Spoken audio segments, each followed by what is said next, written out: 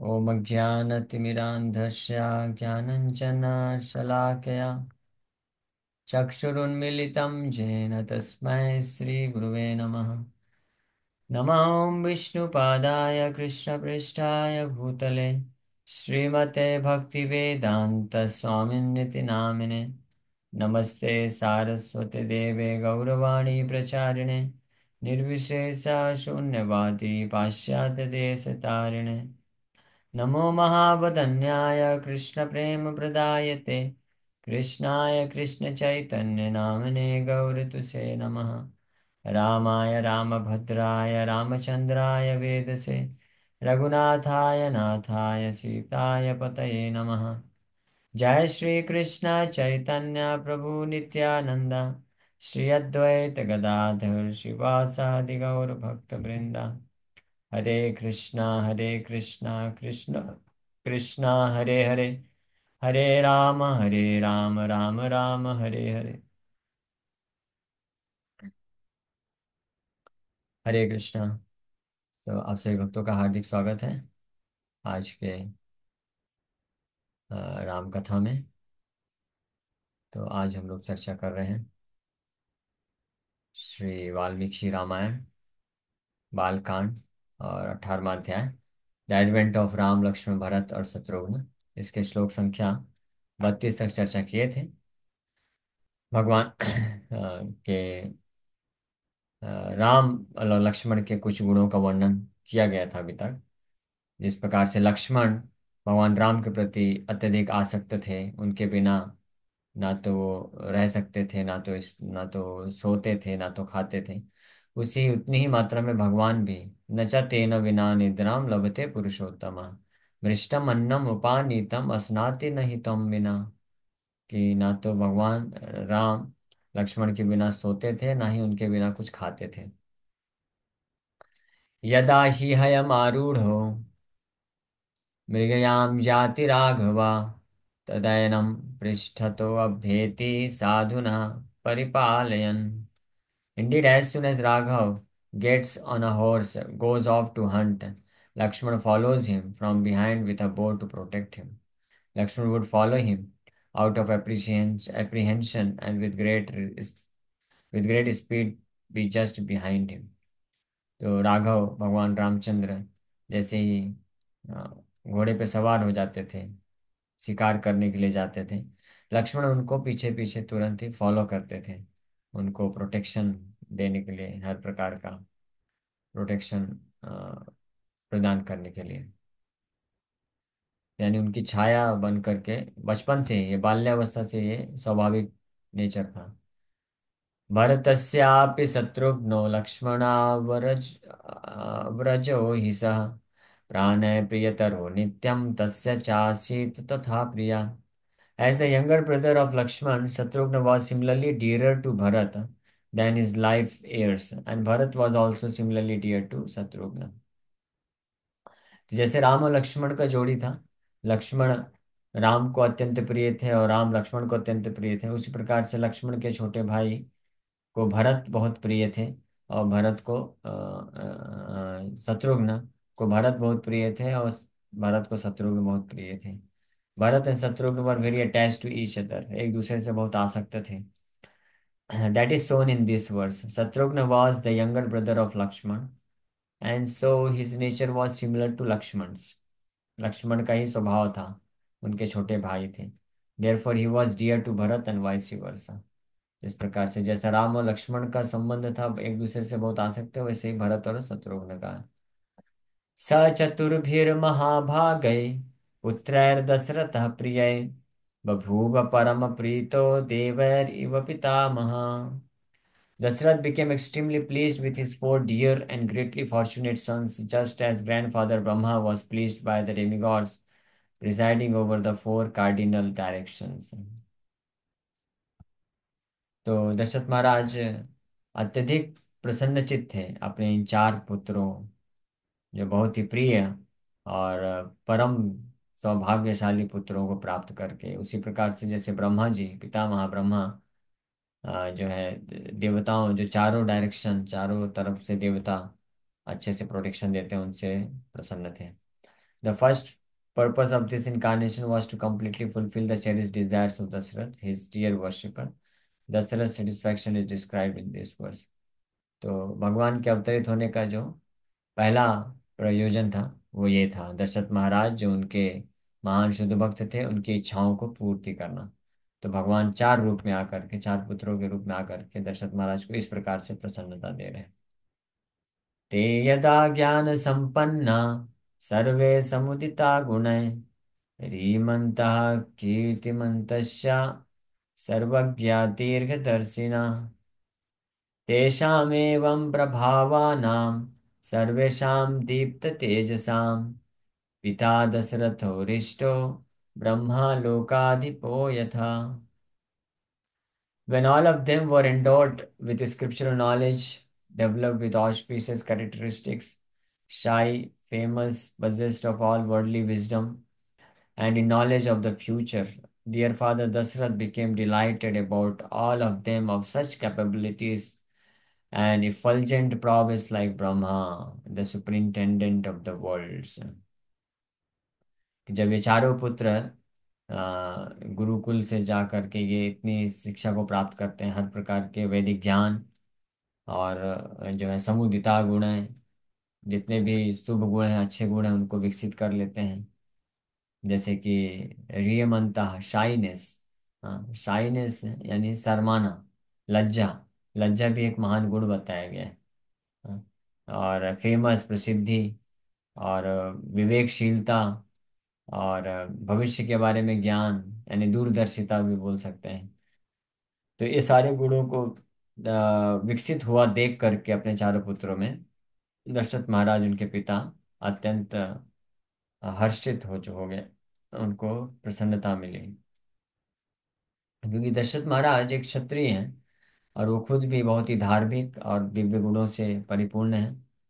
तो वो, उनका ये इच्छा ही था कि उनको ऐसे पुत्र प्राप्त हों जो उनके समान गुणों को रखने वाले हों और जो योग्य हैं इस पूरे पृथ्वी पर राज्य करने के लिए। तो जब दशरथ महाराज देखे कि चारों पुत्र इस प्रकार के अद्भुत गुणों को धारण विकसित कर लिए हैं, तो उनकी प्रसन्नता बढ़ गई। Previously, it was described that Dasrath was happy due to having attained sons. Now it is described that he was happy because they are attained auspicious qualities. Because they attained auspicious qualities. Shyness means being embarrassed and inappropriate thoughts due to mistakes. Fame refers to reputation due to knowledge.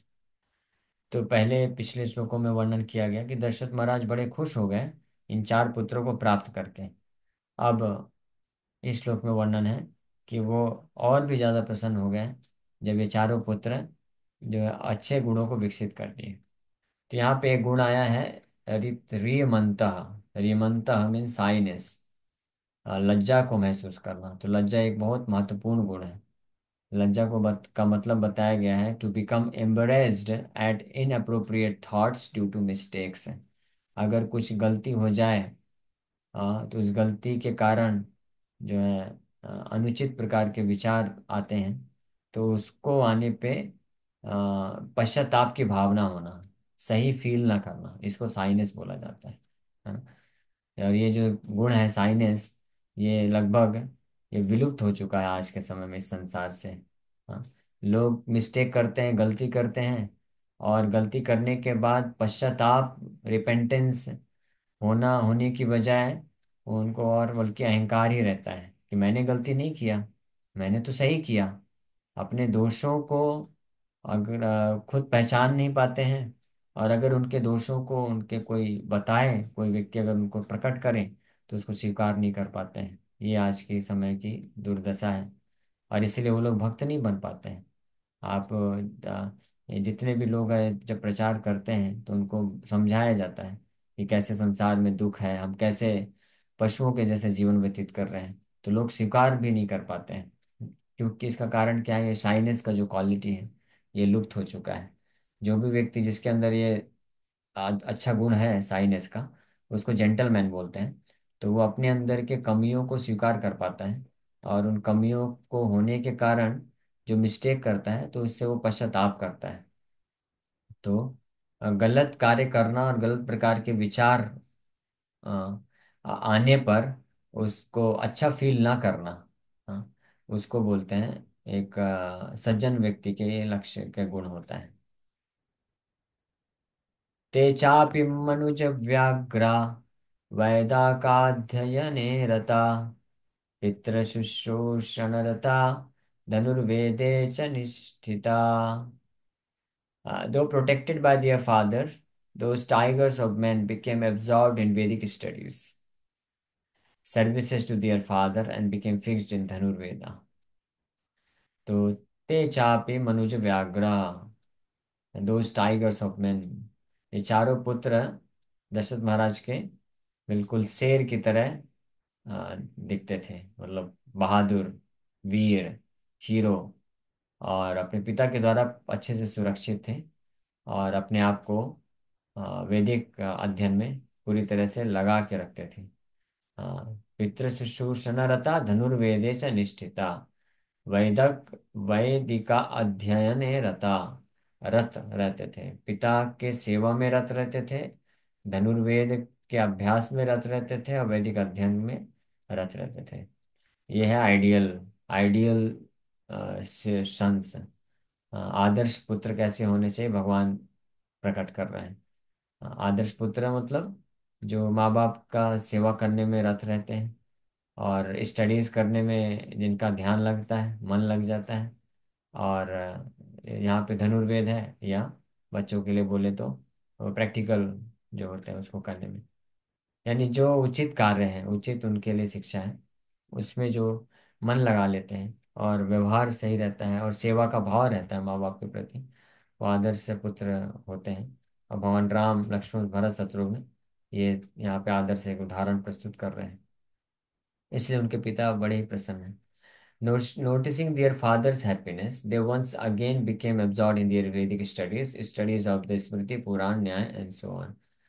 अपने पिताजी के आनंद को देख करके, कि पिताजी को आनंद मिलता है हम जब इस प्रकार से रत हो जाते हैं अध्ययन करने में, तो चारों भाई राम, लक्ष्मण, भरत, शत्रुघ्न और गंभीरता से वैदिक अध्ययन करने में अपने आप को लगा देते थे, ताकि पिताजी और प्रसन्न हो जाएं। तो आदर्श पुत्र और आदर्श जो शिष्य होते हैं, उनका ये लक्षण होता है, जिस कार्य को करने से पिताजी या गुरु वर्ग प्रसन्न होते हैं, उस कार्य को वो और गंभीरता से लेकर के करते हैं। अथ राजा दशरथस्तेषां दारक्रियां प्रति चिन्तयामास धर्मात्मा सोपधायाय स बान्धवः। Then the righteous king Dashrath, his teachers and relatives thought about their wedding. तो देखिए अभी कुछ ही श्लोक हुए हैं, लगभग 15-20 श्लोकों में भगवान रामचंद्र जी, राम, लक्ष्मण, भरत, शत्रुघ्न का जन्म हुआ, उनके संस्कार हुए, और उनके बाल्यकाल की अवस्था का वर्णन कर दिया गया है, कि कैसे आदर्श पुत्र के रूप में वो अपने पिता दशरथ महाराज को अत्यधिक प्रसन्न आनंद दे रहे हैं, वैदिक अध्ययन में अच्छे से भाग लेकर के, धनुर्वेद प्रैक्टिस करके, और पिता का अच्छे से सेवा करके, आज्ञा का पालन करके। बस इतना ही वर्णन किया गया है। अब फाइनली बड़े हो गए हैं। अब बड़े हो गए तो दशरथ महाराज, उनके शिक्षक और अन्य सभी सगे संबंधी लोग उनके विवाह के बारे में सोचना प्रारंभ कर दिए। It was time for them to graduate from Vedic studies. हाँ, गुरुकुल से पास आउट होने वाले हैं, वहाँ से ग्रेजुएशन कंप्लीट करने वाले हैं, तो ही उनके विवाह के बारे में सोच रहे हैं। आजकल कॉलेज से जब पास आउट होता है कोई लड़का, तो उसके विवाह के बारे में नहीं सोचते हैं, पहले सोचते हैं इसको जॉब लगेगा कि नहीं लगेगा, जॉब पैसा कमाएगा कि नहीं कमाएगा, ये सोचते हैं। लेकिन यहाँ पे राम, लक्ष्मण, भरत, शत्रुघ्न, जैसे ही इनका स्टडीज कंप्लीट हो गया, तो अब विचार कर रहे हैं कि इनका विवाह कराना चाहिए। So it was time for them to graduate from Vedic studies. Dharmatma, righteous, indicates that King Dashrath searched for brides for his sons in terms of Sila, character, Vaya, or age, Vritta, or appearance, and Abhijan, or family. So धर्मात्मा अथ राजा दशरथ तेषां दारक्रियां प्रति चिंतयामास धर्मात्मा सोपाधाय स बांधवा। धर्मात्मा राइशियस वे में, धर्मात्मा refer करता है कि अपने चारों पुत्रों का विवाह उनके ही समान योग्यता रखने वाली कन्याओं को ढूंढने मेल जो है उनका विवाह करने के लिए ऐसी कन्याओं को ढूंढना प्रारंभ कर दिए। तो चार प्रकार से मैचिंग होना चाहिए। ये विवाह संस्कार में ये चार चीजें ध्यान रखनी चाहिए, है ना। क्या क्या? सील, सबसे पहला सील। सील मतलब कैरेक्टर। हाँ, ये सबसे आखिरी चीज है जो आज कोई ध्यान रखता है। ये ध्यान ही नहीं रखता आज तो कोई। आजकल लोग केवल एक ही चीज देखते हैं, विवाह कराना है तो केवल एक ही चीज देखते हैं, इसके पास धन कितना है, धन संपत्ति कितना है, गाड़ी बंगला कितना है, ये देखते हैं। अरे विवाह धन संपत्ति से थोड़ी ना कराना है, गाड़ी से थोड़ी ना विवाह कराना है, या बंगले से विवाह नहीं कराना है। जिससे विवाह कराना है पहले उसको तो देखिए, उसके पास वो कितना धनी है, मतलब उसका कैरेक्टर। हाँ, कैरेक्टर कैसा है, सील। हाँ, कैरेक्टर कैसा भी हो, कैरेक्टर लेस हो, कैरेक्टर फुल हो, या नो कैरेक्टर, जीरो कैरेक्टर हो, तब भी चलेगा। लेकिन अगर पैसे वाला है पार्टी तो अच्छा है, ये देखते हैं। लेकिन दशरथ महाराज या वैदिक जो विवाह संस्कार होता है उसमें ये देखा जाता है कि कैरेक्टर कैसा, सबसे पहला फर्स्ट प्रायोरिटी में सील है, कैरेक्टर कैसा है वो देखा जाता है। फिर दूसरे प्रायोरिटी में वयह और एज देखा जाता है। आज लोग पैसे के चक्कर में, अगर नेम फेम है, पैसा है किसी के पास, तो एज भी मैटर नहीं करता है। हाँ, 10 साल का डिफरेंस, 15 साल, 20 साल, 50 साल का भी डिफरेंस होता है तो विवाह कर देते हैं, क्योंकि उनको उससे मतलब ही नहीं, उनको पैसे से मतलब है। हाँ, लेकिन वैदिक जो विवाह है उसमें सबसे पहला सील, कैरेक्टर देखते हैं। उसके बाद एज देखा जाता है कि एज जो है समान होना चाहिए। समान मतलब स्त्री पुरुष में एज तो डिफरेंस रहता ही है, लेकिन बहुत ज़्यादा डिफरेंस नहीं होना चाहिए, 2 4 5 6 साल 8 साल, इतना। और फिर तीसरा वृत्त और अपीयरेंस है, वो कैसे दिखता है, ये तीसरे कैटेगरी में। हाँ, और उसके बाद फिर अभिजन, फैमिली, चौथे में फैमिली देखते हैं। धन संपत्ति का बात नहीं आया है चार प्रायोरिटी ये रखी गई। तो आज के समय कैरेक्टर हो ये देखना चाहिए, स्पेशली जो भक्त लोग हैं। तो सबसे पहला प्रायोरिटी है कैरेक्टर। कैरेक्टर मतलब कि वो भी भक्त होना चाहिए।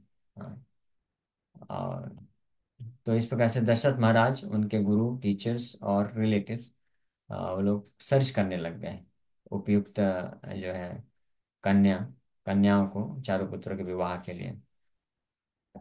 तस्य चिन्तमानस्य मन्त्रिमध्ये महात्मना अभ्यागछन् महातेजा विश्वामित्रो महामुनि.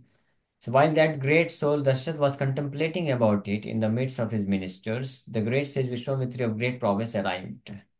कि जब दशरथ महाराज अपने सभा में इस प्रकार से चिंतन कर ही रहे थे कि राम लक्ष्मण भरत शत्रुघ्न का विवाह के बारे में सोच ही रहे थे,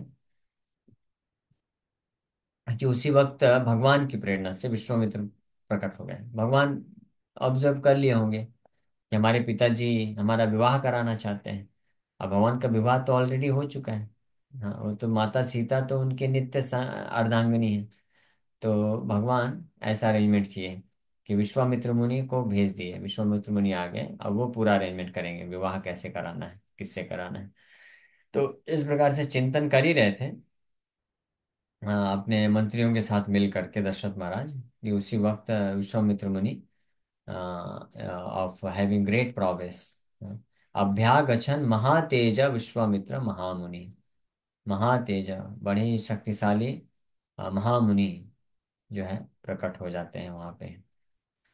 The author described the descent of the Supreme Personality of Godhead up till now. यहाँ तक भगवान के प्रकट को वर्णन किए। From now onwards, he will describe the purpose for which he had descended: protection of his saintly devotees, destruction of the miscreants, and establishment of religious principles. His primary purpose is protection of his saintly devotees, while his destruction of the miscreants is incidental, just as growing crops is the primary purpose of a farmer, while removal of weeds that prevent crops from growing is incidental. In order to describe his protection of his saintly devotees while destroying the miscreants, the sage Valmiki begins to describe the episode of Vishwamitra. It should be understood that Lord Rama will also establish dharma. Vishwamitra is described here as Mahateja of great prowess, indicating that though he was personally capable of executing the purpose for which he had arrived, he wanted to reveal Lord Rama's glory through his arrival. तो अभी तक ये इस अध्याय में 40 number श्लोक तक भगवान रामचंद्र के प्राकट्य का वर्णन किए। हाँ, और उनका प्राकट्य और फिर किस प्रकार से शिक्षा वगैरह प्राप्त की। अब इसके बाद वो भगवान रामचंद्र के कार्य का, अभी जन्म कर्म चमे दिव्य, तो भगवान का जन्म दिव्य है ये वर्णन कर दिए, अब कर्म भी दिव्य है।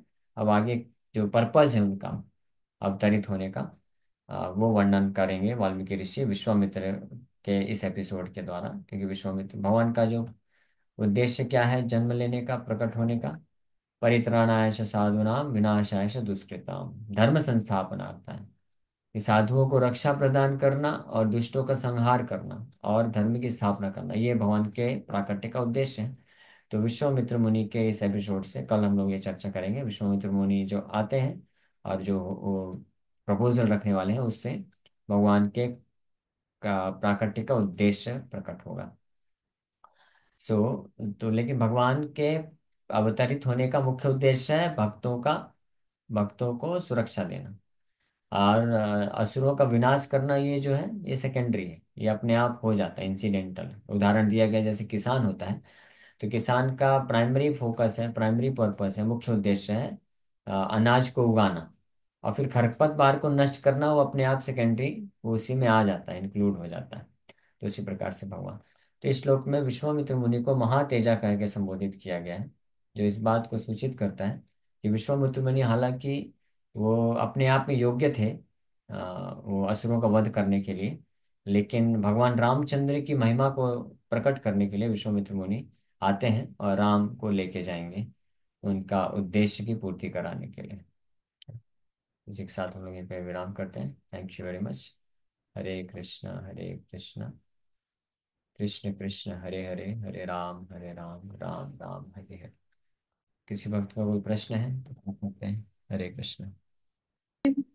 प्रभु जी, राम कथा में इंटरेस्ट नहीं आता है तो क्या करे? सुनते रहें। राम कथा का मतलब है राम जी की कथा। तो उसमें वो सुनने से हमारा हृदय पवित्र होगा, शुद्धिकरण होगा, और ये हमारे परम भगवान प्रिय भगवान राम की कथा है। तो भक्तों को इस भाव से सुनते रहना चाहिए, है ना। हर जगह हमको केवल ये नहीं सोचना चाहिए कि मेरे लिए इसमें क्या मिलेगा, हालांकि मिलेगा इसमें भी, राम कथा राम का गुणगान सुनेंगे, जैसे यहाँ पे गुणगान चल रहा है, और ज्यादातर चीजें आप ऑलरेडी जानते हैं, कथा तो ये सब जानते हैं, अभी विश्वामित्र मुनि आए हैं और वो लेके जाएंगे राम को। तो लेकिन फिर भी सुनना, और बीच बीच में जो भी शिक्षा जहाँ पे रहती है तो मैं कुछ कुछ शिक्षाएं भी उस पर डिस्कस करने का प्रयास करता ही हूँ। तो हमको इस भाव से सुनना चाहिए कि हमारे परम भगवान की कथा है, इसको सुनने से उनके प्रति प्रेम विकसित होगा और इससे हृदय का शुद्धिकरण होगा। तो चाहे कभी अच्छा ना लगे या बोर लगे तब भी सुनना चाहिए, लाभदायक ही होगा। ओके। यस मुकेश को, आप कुछ पूछना चाहते हैं? हरे कृष्णा प्रभु जी। हरे कृष्णा। प्रभु जी, मैं ये पूछना, मतलब आज जो राम कथा में तो मैं पहली बार हूँ। तो ये पूछना चाहता था कि ये राम कथा कौन सी, जो वाल्मीकि। हाँ, वाल्मीकि वाल्मीकि रामायण है, वहां से हम लोग कर रहे हैं।